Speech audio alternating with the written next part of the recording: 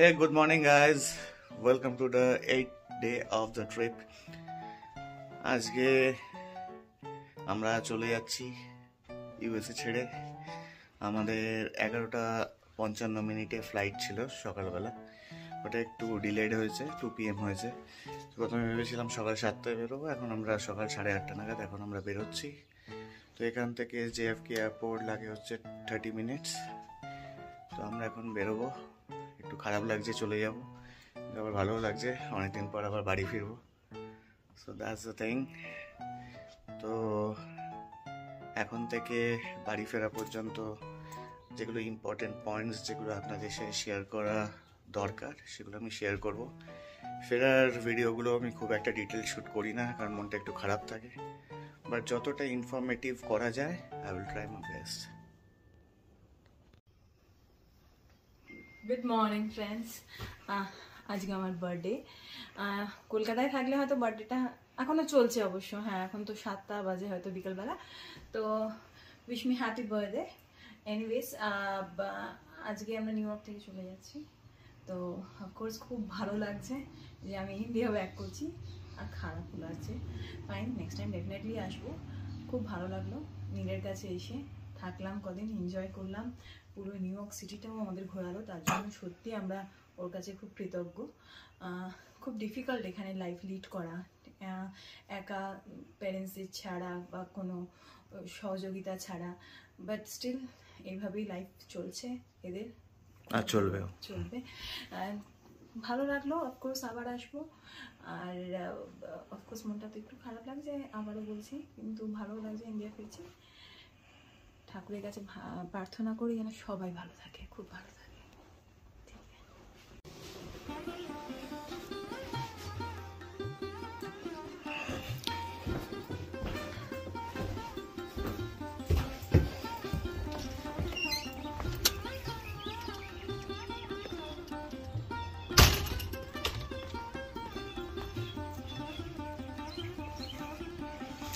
এই নেইবারহুডে হয়তো নীল আর পরের বার থাকবে না, হয়তো অন্য জায়গায় শিফট করবে। তাই লাস্ট টাইমের জন্য একবার দেখিয়ে দিই।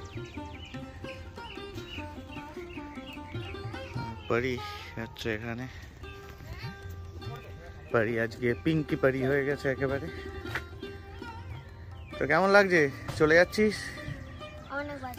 বাজে লাগছে? এখানেই থেকে যা, তোকে নিউ ইয়র্কের লোকেদের মতোই দেখতে লাগছে। নীলের ফ্রেন্ড আমাদেরকে আজকে ছেড়ে দিচ্ছে, থ্যাংক ইউ।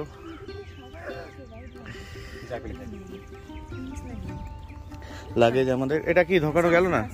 সামনে নিয়ে নিবি, ঠিক আছে। ক্রিম লাগে না।